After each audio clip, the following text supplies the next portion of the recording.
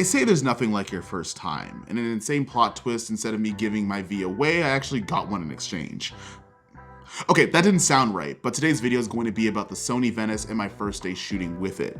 It's going to be a cinematic breakdown of a spec commercial that I'm currently working on, and at the same time, some quirks with this camera that I might have learned the hard way that I don't really like. We'll get to it. Now this video is also going to be sponsored by audio, which is actually going to be because of a functional reason, but mostly because I'm kind of an idiot, but we'll get to the video. Now in terms of my pre-production, obviously this is going to have a precursor around using the Sony Venice over the next couple of weeks. However, I don't have the longest amount of time with it, and I don't really have a budget for the commercials I am shooting with. Most of it comes out of my own bank account, so I have to make sure that the commercial is simple and easy to actually manage.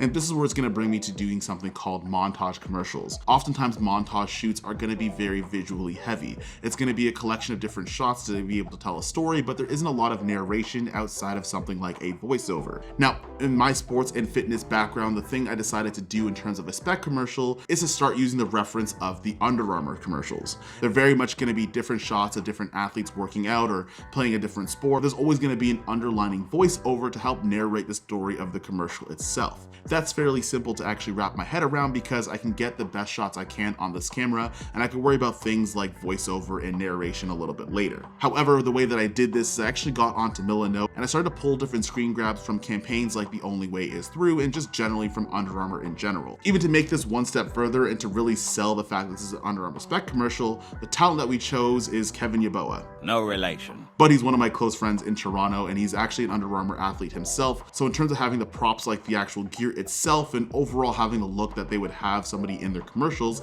he fit the bill just fine. Now in terms of the camera package, we're obviously using the Sony Venice. Now this is going to be a camera that I'm not only testing on, but I also want to test a couple of features as well. Obviously the Sony Venice is going to be used for filmmaking and higher end commercial, and that's exactly how I wanted it to look. But I did pair these with the Sigma Cine Primes for a very particular reason. Now when I'm shooting a lot of fitness stuff, oftentimes clients like images to be a little bit sharper. They're not necessarily looking for the vintage look, and they don't want too much lift in terms of the overall image, so I decided to go with the Sigma Cine Primes because they are known to be pretty sharp. On top of that, the Sigma Cine Primes actually do have a longer focus throw. Now in this shoot I was pulling focus by myself. We didn't have a focus puller, so I did need a lens that was going to have a little bit longer of a throw in order for me to dial in my manual focus, especially because we have a lot of action shots and there's going to be a lot of movement. Now I did put a 1/8 Hollywood Blackmagic filter in front of this lens. To be completely honest, it's a little bit of a habit for me. I do like using diffusion filters, especially at the 1/8 stop, because it doesn't take away so much sharpness that it looks a little bit weird or gives it a more vintage look. But when I pair that 1/8, just a little bit of softening, a little bit of diffusion on top of a sharp lens like the Sigma Cine Prime, it does really hone in the look that I'm looking for. As well as some of the locations that I do have, there's bright lights and I want to try to diffuse those to really dial in the overall look. Now everybody and their mom has been ranting and raving about shooting in open gate, so I decided to try that out at 6K on the Sony Venice. Now there's one thing that comes with shooting an open gate 6K on a cinema camera, and that's going to be its memory, and that's going to lead us into the first quirk that I kind of learned the hard way. Now if I take out this card over here at the side of this camera, this is an AXSM card that's going to be for the Sony Venice. Now not only are these cards incredibly expensive, so much so that you might have to rent one of these guys, but if you want to shoot 6K open gate at the highest compression on this camera, on this 512GB card, you're only gonna get 23 minutes. So I actually shot everything in LT, which is just fine because you get a little over an hour. Now you might say, of course, you're shooting at 6K raw, that's going to be open gate on a Sony Venice. Of course it's gonna have a giant memory draw. Of course it's gonna have all those things that are gonna come with having a high quality camera. And honestly, I believe you. However, there's one more thing, and this is gonna be quirk like 1B, but this is the card reader for those cards for the Sony Venice. And the annoying part about this is that if you look at the back of this, if you're a dinosaur, you might remember these are Thunderbolt ports. Now, Thunderbolt ports, for you guys that aren't using M1 Max, are the old ports that you would find on some of the older Intel MacBooks. Something that isn't really used anymore because everything is USB-C. Now, if you see where I'm going with this, I'm going to need a Thunderbolt to a USB-C cable, which seems simple enough, right? Well, there's one more problem. Now, when I go and pick up this cable in order for me to transfer some of the test footage onto this camera, because I am prepping it the night before, I plug it into my computer and it's not working. Nothing's happening, it's not loading. None of the footage from this card reader is actually going onto my computer. Only for me to find out that this card reader has at least 3 different versions to it. Now, if you're looking at the bottom of this card reader, if you do rent this camera, you buy one brand new, you have to look for something called an AR3 card reader. That's the one that's going to work on some of the newer MacBooks. Now, this one, because I have this on loan, is an AR1, which is no fault to Sony for actually loaning it to me. They probably didn't know this. But what ends up happening is when I use this guy on my M1 MacBook, it just doesn't work. Now, I'm not saying that they should have known what computer I was going to be using. However, if I want to use the AR3 card reader, I'm just going to put the price on the screen and you could tell me if you would buy that or not. So what I ended up having to do is when I was doing DIT on set, which essentially is just me backing up footage and getting some base grades to see how footage is going to look, I actually had to use a 2013 MacBook Air to transfer the footage onto, but then plug that same hard drive into my M1 Mac in order for me to use DaVinci Resolve to actually see everything, which is a little bit of a hassle and a quirk that I kind of learned the hard way. So if you are gonna get a Sony Venice, make sure you get the right card reader. Now that's a bit of a stupid rant, and I'm sure some people already knew this stuff. However, we're gonna break down some of the cinematography from this shoot because this is actually my favorite part. Now the first location that we're actually going to use is going to be Kevin's condo. Now this is actually more versatile than you'd think. Because there's a big window in this condo, I could actually set up a light from the outside to fake our sun for different looks.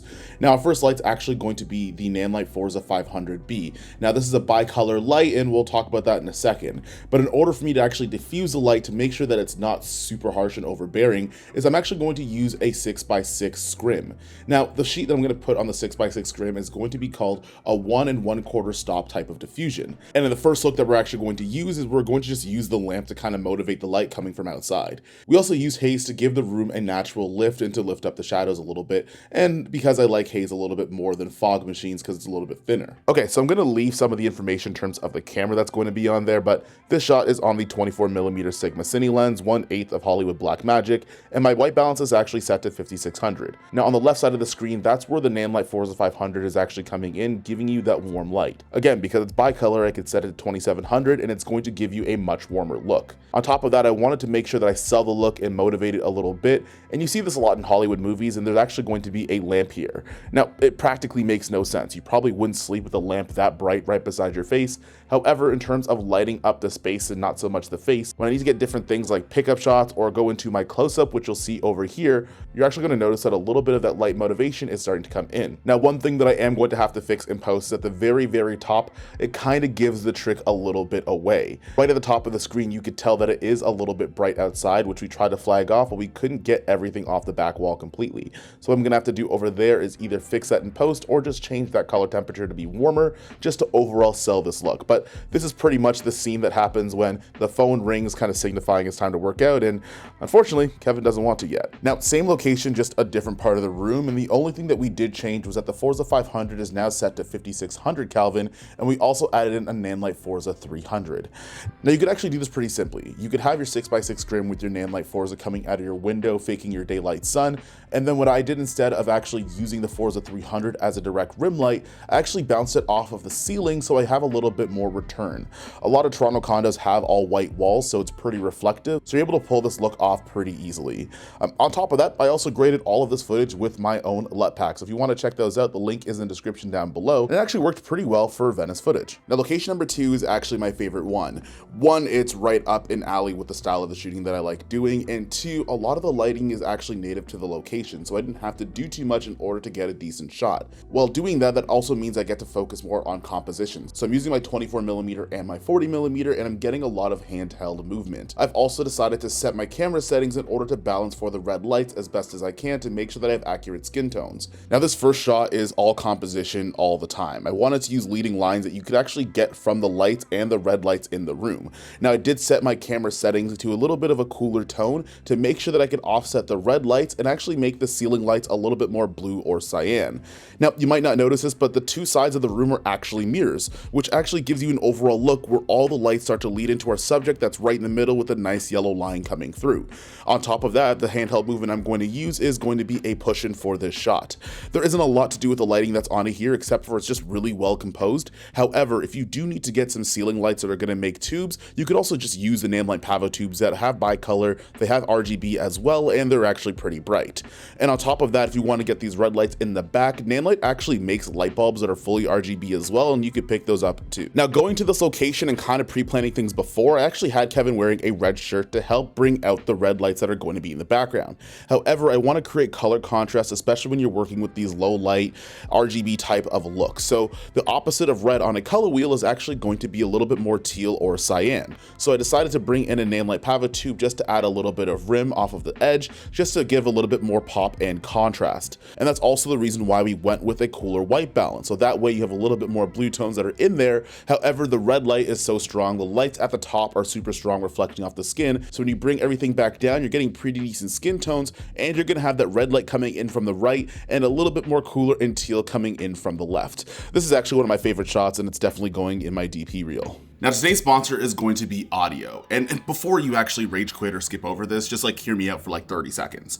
Now Audio is a music licensing platform, but it also has sound effects as well, which comes in clutch because I'm not really good at sound design. On top of that, your license is not only going to cover your YouTube and social media work, but it also covers commercial work as well, which is great because you're not gonna have to stress about any nasty emails coming later down the road, and you don't have to get multiple licenses for different projects. Now, the one thing that I really do like about Audio is the fact that it doesn't have a monthly subscription model. You can either buy for a year, or if you like it and you wanna put a ring on it, you could actually get it for an entire lifetime membership with just one price. And if you use my code that's gonna be on the screen and in the description, you're actually gonna get 70% off your first year. It means that 70% off your first year of Audio is actually only gonna be about $59, which is an incredible steal, especially to get music and sound effects for any project that you're gonna have. And if you wanna start using good music on your projects without having to spend a ton of money and pay for different licenses, you could actually check out Audio today, get started, and you could save a ton of money.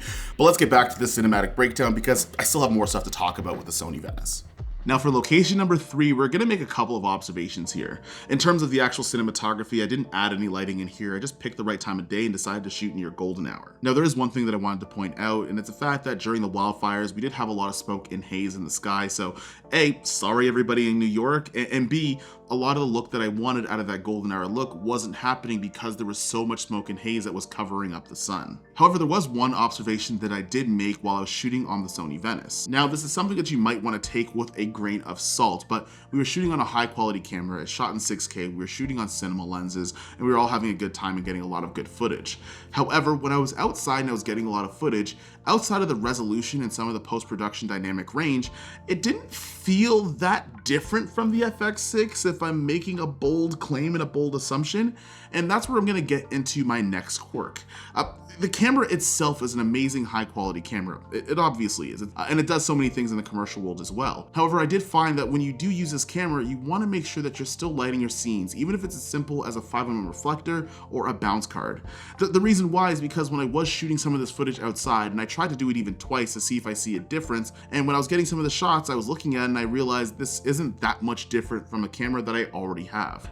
Something that you want to keep aware of is that lighting is actually going to make your camera look that much better. When we were shooting at the first 2 locations, I got images that I just couldn't get if I was using my Sony FX6. But once we went outside with no lighting and it was just an overcast type of day, you couldn't really distinguish between the two. Now, if you guys want to see a comparison between the Venice and the FX6, leave a comment down below. But when I was looking at some of the shots while I was in post, I realized that I didn't see a gigantic difference between the Venice, except for obviously having great dynamic range and being in 6K, and using something like the Sony FX6 that I already have and I don't have to rent out. Now, if you haven't noticed, I shot everything in handheld, and not only is that generally going to be my shooting style, however, I can't really use a gimbal like the RS2 with the Sony Venice. It's not gonna work, it's way too heavy. However, you're gonna need something called an easy rig in order for you to get a little bit more stability, and at the same time, your back isn't going to explode. Now, if I'm gonna pick up this camera, which I have done a couple of times, it's actually incredibly heavy. I can't do this for very long, so I'm gonna put this down, but what I'm gonna tell you is, when you are using an easy rig, you wanna make sure that you're using the right one. Now, a couple of you guys saw the behind the scenes as it was going on my Instagram account and asked a couple of questions about the easy rig. And one of the problems that you guys had is that your camera kept coming up while using the easy rig in order to save your back. Typically, what's supposed to happen when you're using easy rig with your camera is that it should naturally come down to a certain level instead of shoot back up whenever you take your hands off of the camera. That way you actually have the weight that's necessary for the easy rig and you're able to get more handheld footage stable because you're using the right weight for the right tool. Now you guys are probably waiting for the payoff or the final edit so you can go and leave mean comments or you tell me how good it actually looks. However, I'm an idiot. Now, this is gonna be the last quirk that I realized on this camera the hard way, and there is an XLR connection in order for you to connect high quality sound into your camera, like all cinema cameras should and do have. However, The Sony Venice has a 5-pin XLR port. Every single XLR I've ever used has only had 3 pins. So what does that mean? I needed a converter cable, which I did get on Amazon, but it was also the night before the shoot, and by the time it came in, it was the night after the shoot, so your boy didn't really have audio. Now, thankfully, one of my friends came in and ran sound. However, this is still gonna leave me with 2 different scenes and 2 locations that have absolutely nothing on it, which means that I'm not only going to need some sound effects, but I'm also going to need some music to actually bring this whole thing in and post it onto YouTube because it needs to be royalty free. And this is why I'm gonna use audio for my post-production to actually edit this video down from a sound perspective. Not having any audio coming out of the Sony Venice for more than half the shoot means I'm gonna get a little bit creative. And I'm gonna leverage not only the sound effects in here to do my sound design, but I'm also going to use the incredibly high quality library that's actually better than some other services that I might have switched from. But special shout out to audio, and if you guys do want to see an editing breakdown, leave a comment down below. Now, getting used to any camera is going to come with some growing pains, and I decided I was going to go through some of the quirks that I learned the hard way so you guys don't have to. So hopefully you guys learned something, or at the very least you're entertained. I usually say that thing backwards. However, if you do want to see more videos on this channel, make sure you like, comment, share, and subscribe. If you want to see more stuff about the Sony Venice, I'm probably going to leave them over here, or just stuff about the Sony FX6 because that camera's expensive and you might not care. That being said, I'll see you guys in the next one. Peace.